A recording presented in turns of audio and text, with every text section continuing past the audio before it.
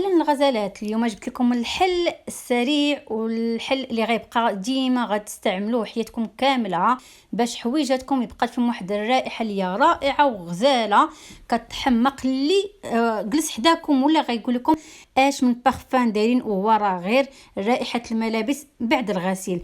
فالحل ساهل ماهل، تبعوا معايا الفيديو الاخير وغتعرفوا اشنا هما هاد الاسرار اللي استعملت الصابون ديالي. فكيف كتعرفوا كاين بزاف الناس كيستعملوا هاد الكونفورت ولا كيستعملوا هاد لي بارفان اللي كيعطيو واحد الريحه زوينه في الحوايج. فانا جربت، يعني كان عندي مشكل الملابس وجربت نشوف فين كاين المشكل، واش في ماكينه الصابون او لا في النشافه او لا الدراير. قلبت الحل استعملت الخطوات من الاولين. هنا عندي الصابون ديالي، يعني درته في الماكينه، صبنته وغادي نحاول دابا انني نشوف المشكل واش كان في الماكينه ولا في النشاف. فغادي ناخذ دابا الليكويد ديالي او لا داك الكونفورت كنستعملو باش نعطيو واحد البارفان زوينه للحوايج، وغنستعملو في الماكينه ديالي عادي يعني كيف كنستعملوه ديما، ونشوف فين غيكون المشكل. يعني ديك الريحه اللي كتكون لي في الحوايج واش كتكون من بعد الغسيل ولا من بعد التنشاف. كي كتعرفوا هنايا يعني في دول اوروبا فضروري من النشاف من الماكينه اللي كتنشف لنا الحوايج، لان ما كيكونش الشمس بزاف. دونك هذاك هو الحل اللي كيكون عندنا. فهنايا غادي نخدم الماكينه ونديرها على التنشاف. اوكي، ودرت هذاك البارفان ديالي اولا داك الكونفورت، ومن بعد غادي نحل باش نشوف واش الريحه هنايا عندي ريحه مزيانه او لا تبدلت لي ريحه الحوايج. فهنايا من بعد انا ما شفت الحوايج ديالي فهنا ريحتهم مزيانه، يعني كاينه ريحه نتاع الكونفورت ما مجهداش، مي ريحتهم مزيانه، يعني ما فيهمش ديك الريحه اللي كنلقاو في الحوايج بحال الغموليه بحال. فهنايا غادي نشوف دابا المشكل مناش. دونك بما ان ريحه الحوايج هنا عندي من بعد ما خرجتهم من الماكينه يعني مزيانه ما فيهمش ريحه الغموليه، فغادي يكون عندي المشكل في جهه اخرى. فانا هنا الريحه عندي يعني كي قلت لكم بيرفكت، يعني مزيان بعد ما خرجتها. دونك دابا غادي نحاول انني ناخذ الحوايج ديالي ونشوف يعني المشكل فين كاين. والنصيحه للناس اللي كيلقاو هنا الريحه متغيره ليهم، فالحل هو انكم تنظفوا ديك الجلده اللي كتكون في الجنب نتاع الماكينه هذه اللي وريتكم هنايا، فنظفوها مزيان. واحسن يعني طريقه للتنظيف هو انكم تستعملوا الخل والبيكربونات الصودا. فما عندكمش تستعملوا الخل بوحدو والبيكينغ باودر يعني ديك الخماره او لا غير الخل بوحدو فهو منظف، يعني كيخلي ان ريحه الماكينه ما كتعطيكمش ديك الريحه الزفوريه ولا ريحه الغموليه. فغير نظفوا الماكينه مزيان وريحه الحوايج غتخرج لكم الماكينه مزيانه. دونك هذا هو الحل نتاع الماكينه. دونك انا بالنسبه ليا فانا بقى عندي الشك في الدراير او لا في النشاف. فالماكينه مزيان، دونك غنمشي دابا نشوف النشاف ديالي اللي هو هذا. فانا عندي هذا الهوت بوينت، دونك هذا نشاف، دونك ما كانش من قبل كيدير لي حتى شي مشكل. دابا غادي نشوف المشكل مناش. فحاولوا انكم تحلوا هذاك البلاصه اللي كتكون فيها داك الشبكه وتنقيوها. فلازم ان ديك الشبكه يعني تكون نقيه، ما يكونش فيها الوسخ بزاف، يعني ضروري ان تكون نقيه باش حتى هو كيلعب دور ان كيطلق لكم ديك الريحه. ومسحوا الماكينه ديالكم مزيان. دابا غادي نحاول ان نحط الحوايج ديالي. فانا غادي ندير واحد التجربه هي الاولى، يعني غادي نحط الحوايج ومن بعد غادي نشوف الريحه واش غتبدل ولا لا.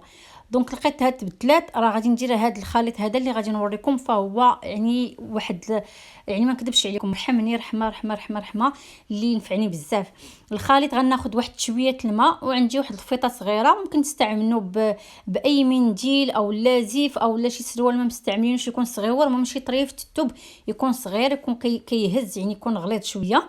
وغادي نضيف داك الكونفورت لهداك الماء. فهنايا ممكن انكم تضيفوا الكونفورت، ممكن انكم تضيفوا اي حاجه اخرى اي بارفان. فانا غادي نشر لكم هادشي في نهايه الفيديو، يعني اش اللي ممكن تضيفوا لهذا الماء. انا هنا ضفت الكونفورت نتاعي او لا نتوما اي يعني شي حاجه كتحطوها هكا كتجيروها باش كتخلي لكم ريحه زوينه. غادي نهز ديك الفيطه وغادي نخشيها في داك الطاسه اللي خلطت فيها الكونفورت مع الماء حتى وكان غادي تتفزق لي مزيان كيف كتشوفوا. فهانتوما كتشوفوا يعني من بعد كتفزق مزيان. غنحاولوا اننا نسقطروها غير شويه، يعني غنخليو فيها حنايا واحد شويه من داك الليكويد، ما نعصروهاش مزيان، يعني غادي نحيدو منها غير شويه باش ما نخليوهاش تبقى تقطر علينا، ونحطوها في الماكينه مع دوك الحوايج اللي بينا نشفو. فيعني حل سهل ماهل. يعني جوج خطوات: الماء ومعاه واحد البارفان ديالكم او لا داك الكونفورت او لا اي حاجه بغيتو نتو، اي ريحه بغيتو يعني الحوايج نتاعكم تشم فيهم، خلطوها مع الماء، ديروها في واحد الفيطه صغيره او لا شي منديل صغير وحطوها مع الحوايج. فانا نعاود لكم الطريقه اللي هي سهله، يعني ما غتحتاج اصلا تكرار. فانا عندي طاسه درت فيها شويه نتاع الماء، وعندي فوطه اللي هي صغيره، وعندي الكونفورت ديالي. كيف قلت لكم ممكن تستعنوا باي واحد نتوما كتستعملوه، ماشي ضروري هذا، يعني اي منسم عندكم. وغادي ناخذ واحد الكوانتيتي، واحد المقدار شويه صغير، وغنضيف عليه نضيفه في داك الماء، نخلطهم مزيان. ومن بعد غادي نضيف هذيك الفوطه اللي عندي، نخشيها في هذاك الغراف كيف كتشوفوا، يعني غنخشيها مزيان حتى كنتفزق لي مزيان تولي فازقه بهذاك، ونحطوها في هذيك في الماكينه مع الحوايج. فانا نوريكم الطريقه دابا. دونك غناخذ الفوطه ديالي وغادي نخشيها في الطاسه بحال هكذا. من بعد ما فزقات ليا غنحاول نعصرها، يعني ماشي نعصرها تتنشف ليا، نعصرها غير نخلي في انا غرضي ان داك الماء اولا داك الخليط يبقى لي في الفوطه، فنعصرها غير شويه. ومن بعد غادي نحطها في الماكينه مع الحوايج اللي بنشف كي غتشوفوا دابا. فغنرميها هكا مع الحوايج وسط الحوايج باش هي اللي كتطلق لينا ديك الريحه في الحوايج كاملين. فما حدهم هما كينشفوا والريحه كتدور لينا في الحوايج. فما نعاود لكمش على النتيجه، والله يعني انتما اون فوا غتحلوا النشاف واحد الريحه غزاله كتكون لكم في الحوايج، واحد الريحه كتحمق. فانتما على حسب يعني الريحه اللي تبغوا في حوايجكم. فانا كتعجبني ريحه هذا. نتوما ممكن تستعملوا اي واحد، يعني اي حاجه عجبكم.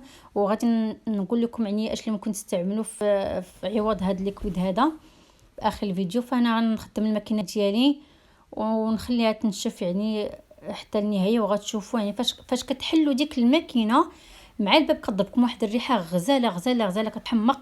يعني قلت لكم اي واحد يعني جلس حداكم ولا غادي يقول لك اشنا هذه الريحه اللي في حوايجك. واحد الريحه كتبقى في حوايجكم غزاله كتحمق. فهنايا ممكن انكم تعوضوا هذا الكونفورت هذا يعني باي زيت اساسيه عندكم، اي بارفان عندكم، يعني شي حاجه اللي تكون سائله اكيد. فماشي كنقول لكم بارفان يعني رشاش. فممكن انكم عندكم ريحه اساسيه او زيت اساسيه ممكن تستعملوه في بلاصه هذاك الكونفورت، فالريحه كتبقى غزاله في الحوايج. ممكن تستعملوا زيت الخزامه، زيت الياسمين، يعني اي زيت قلت لكم، اي زيت عندكم ممكن انكم تخلطوها مع داك الماء ديروها في الفوطه ديالكم، او لا شي بارفان عندكم هكا زيتي يعني ديك زيت العود، المسك، ممكن انكم تخلطوه مع داك الماء ديروهم في واحد الفيطه وتستعملوهم في النشاف ديالكم. واللي اول مره كيدخل عندي القناه ما تنسونيش بلايك وكومونت وبارطاج، ومع السلامه.